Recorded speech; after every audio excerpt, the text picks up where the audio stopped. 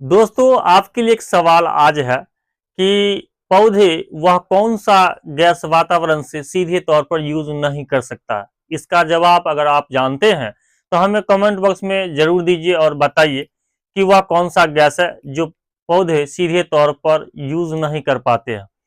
चलिए, आज हम आपको जो है सो क्लास 10th के बारे में जो बायोलॉजी चैप्टर है जैव प्रक्रम, उसके बारे में आज बताने की कोशिश करेंगे। यह इसलिए चैप्टर महत्वपूर्ण है क्योंकि परीक्षा में इससे बहुत सारा क्वेश्चन आने वाले समय में रहते ही रहते हैं और विद्यार्थी इसमें जो है सो उलझन में पड़ जाते हैं कि इसका जवाब ये होगा कि वो होगा। हम आपको इस वीडियो में डायग्राम के थ्रू बताने की कोशिश करेंगे और आज जैव प्रक्रम में हम आपको प्रकाश संश्लेषण के बारे में पूर्ण जानकारी देंगे।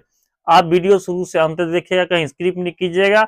एक गहन बिंदुओं पर ध्यान दीजिएगा जिससे आपको हर एक चीज समझने में मदद मिलेगा। और जब तक हम वीडियो को शुरू कर रहे हैं तो वीडियो को लाइक और सब्सक्राइब जरूर कीजिएगा। तो चलिए हम लोग बोर्ड पर देखते हैं। पहले तो हम लोग देख लेते हैं जब प्रकाश संश्लेषण की जब हम पढ़ रहे हैं,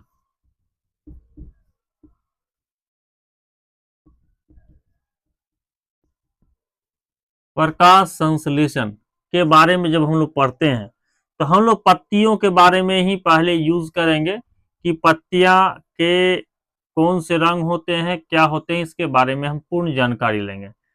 ये पत्तियां हैं और पत्तियों का रंग हमेशा हरा होता। ये पत्तियां हरे रंग का होता है और हरे रंग के होने के कारण इसमें हरित वर्णक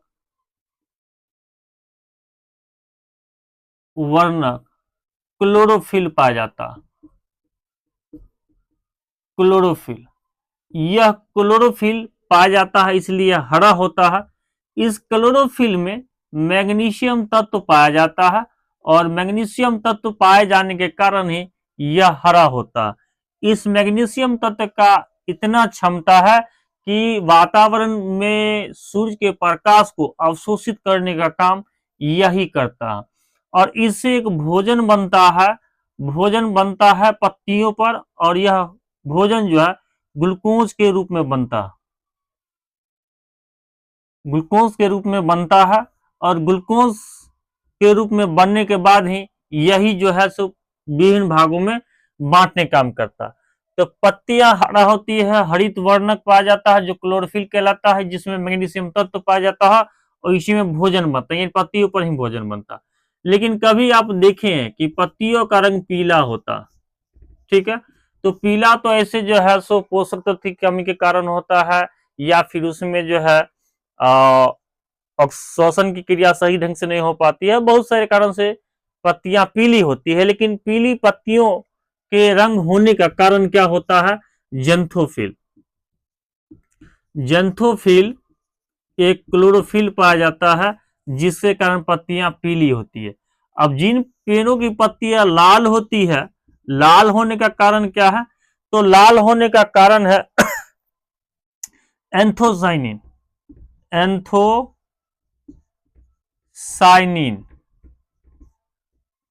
ये भी एक वर्णक पाया जाता है जिसके कारण पत्तियां हमेशा लाल होती है।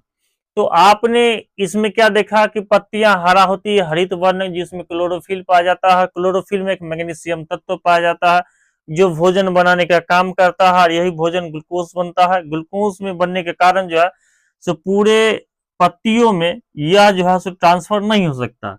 तो अब हम इसको समझेंगे कि कैसे यह ट्रांसफर होता है। तो यह एक पेड़ है, पेड़ में पत्तियां हैं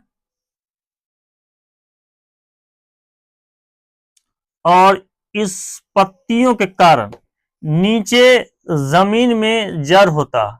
अब इस जमीन के जड़ में जल पाया जाता है और खनिज पाया जाता है और यह खनिज यानी पौधों के लिए सबसे आवश्यक जो चीज है वो खनिज है और खनिजों की संख्या 16 होती है, यानी 16 प्रकार के खनिज चाहिए पेड़ों के लिए।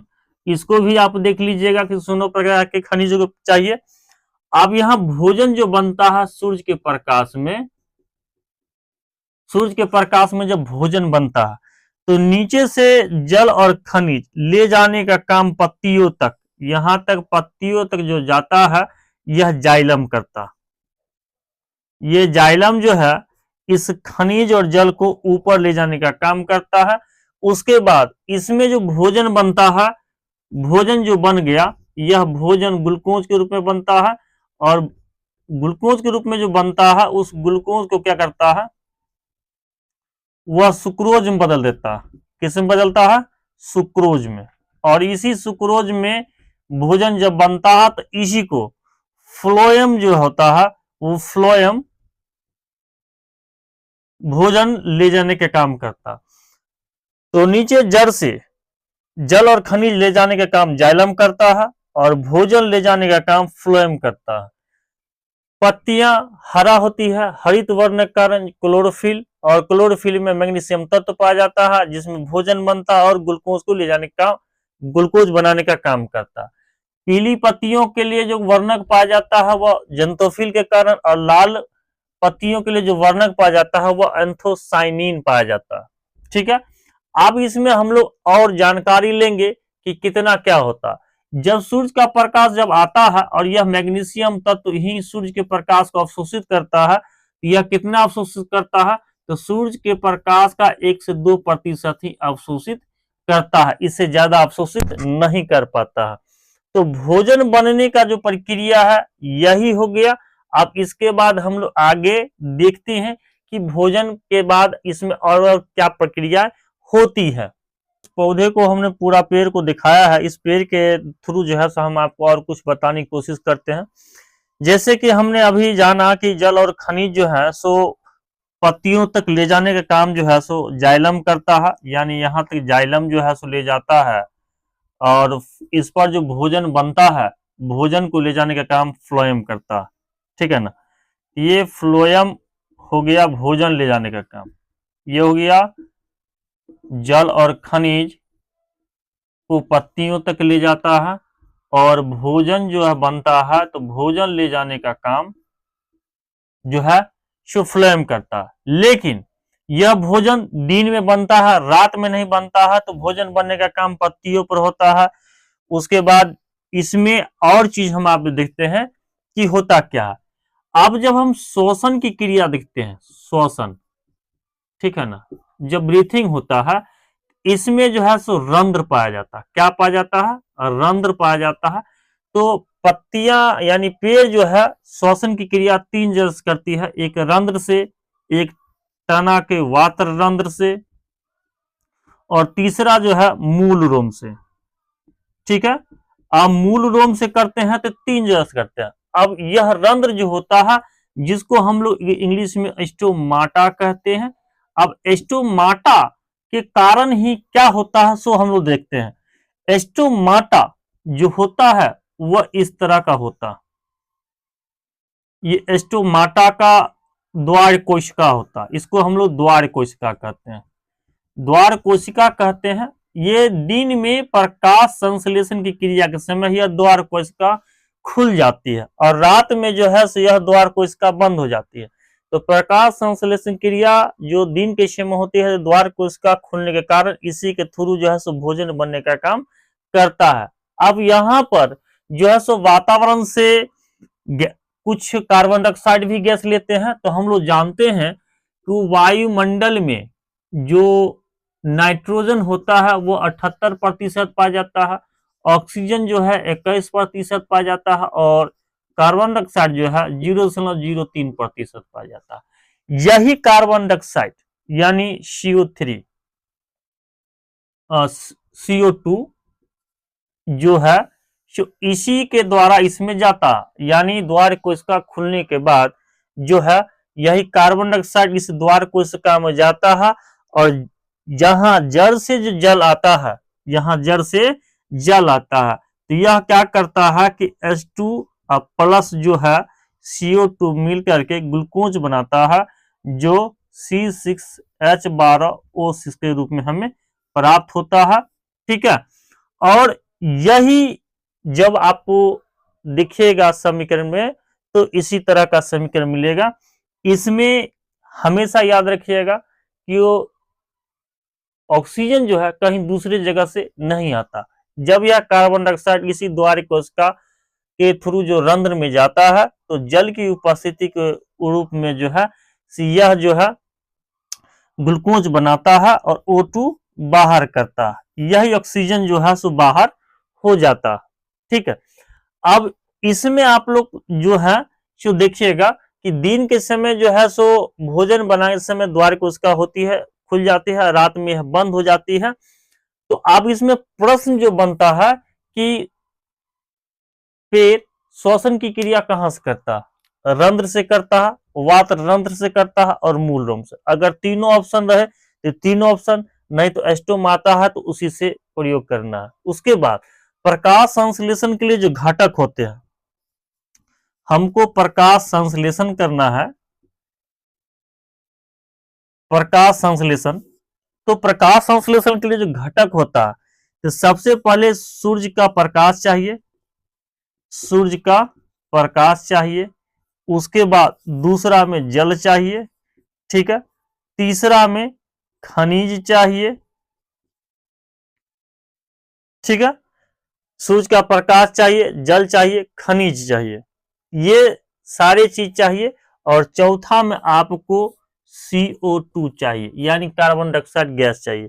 तो सूर्य के प्रकाश संश्लेषण के लिए जो घटक होते हैं वो 4 होते हैं, सूर्य का प्रकाश, जल, खनिज और कार्बन डाइऑक्साइड होते हैं। जो पेड़ ऑक्सीजन बनाता है वह कार्बन डाइऑक्साइड को लेकर के जल की उपस्थिति में जो है ग्लूकोज, और दिन के समय प्रकाश संश्लेषण की क्रिया के समय द्वार कोशिका खुल जाती है, जिससे कारण जो है भोजन बनता है। रात में यही द्वार कोशिका बंद हो जाती है, जिससे कारण भोजन बनना बंद हो जाता है और रात में यह जो है ऑक्सीजन लेता है, CO2 छोड़ता है। पौधों में प्रकाश संश्लेषण के लिए जो श्वसन की क्रिया होती है उस क्रिया में आपको स्टोमाटा यानी रंध्र, वात रंध्र और मूल रोम पाए जाते हैं।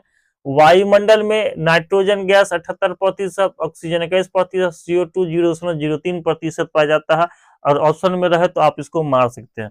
उसके बाद पत्तियों पर जो भोजन बनता है वो दिन के समय बनता है। जड़ से जल और खनिज ले जाने का काम जो है जाइलम करता है और भोजन ले जाने का काम फ्लोएम करता है। और सूर्य का प्रकाश ग्रहण करने के लिए जो क्लोरोफिल में जो मैग्नीशियम तत्व पाया जाता है, यही सूर्य के प्रकाश के 1 से 2% तक जो है अवशोषित करता है। तो यह बताने का तरीका वो यह हुआ कि आप परीक्षा में जो ऑब्जेक्टिव क्वेश्चन सॉल्व कीजिएगा किस तरह कीजिएगा कि पौधों में प्रकाश संश्लेषण की क्रिया कहाँ होती है, तो रंध्र में होती है, जिसको स्टोमाटा भी कहते हैं। तो वहां आपको रंध्र भी मिलेगा, स्टोमाटा भी मिलेगा। दूसरा, अगर तीनों ऑप्शन रहे कि रंध्र रहे, वात रंध्र रहे और मूल रोम रहे तो तीनों को मारना है। पौधों में जो पोषण की क्रिया होती है वह स्वपोषण होती है, यह स्वपोषण होती है, ठीक है। और यह स्वपोषण इसलिए होता है क्योंकि यह उत्पादक है और इसको जो है सो किसी की मदद नहीं होती, कर लेनी पड़ती है भोजन बनाने के लिए, खुद बनाता है। तो ये सब हो गए। पौधों में पोषक तत्व के लिए 16 तत्व चाहिए। पौधों से जल को ले जाने का काम कौन करता है, तो जाइलम करता है। जाइलम जो है सो जल को कहाँ ले जाने का काम करता है, तो ऊपर ले जाने का काम करता है, पत्तियों तक। पत्तियों में बने भोजन को सभी जगह ले जाने का काम कौन करता है, तो फ्लोएम करता है।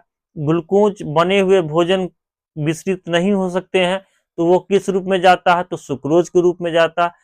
ये विभिन्न प्रकार के जो भी क्वेश्चन आपको किसी भी गेस्ट पेपर में या आपकी किताब में बने तो आप इसे आसानी से इसके थ्रू आप सॉल्व कर सकते हैं।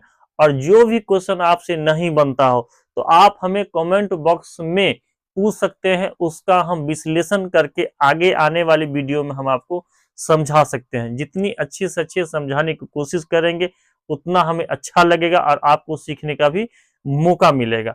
यह जानकारी कैसा लगा, यह वीडियो आपको कैसा लगा, लाइक शेयर सब्सक्राइब जरूर कीजिएगा। और आप लोग जो है जो क्लास 10th की तैयारी के लिए आप अपना कमर कस लीजिए और आप अच्छी तरह से तैयार होइए और 450+ पार नंबर लाने का कोशिश कीजिए। और हम हर संभव प्रयास करेंगे कि आपको अच्छे से अच्छे तैयारी करें। तब तक के लिए जय हिंद, जय भारत।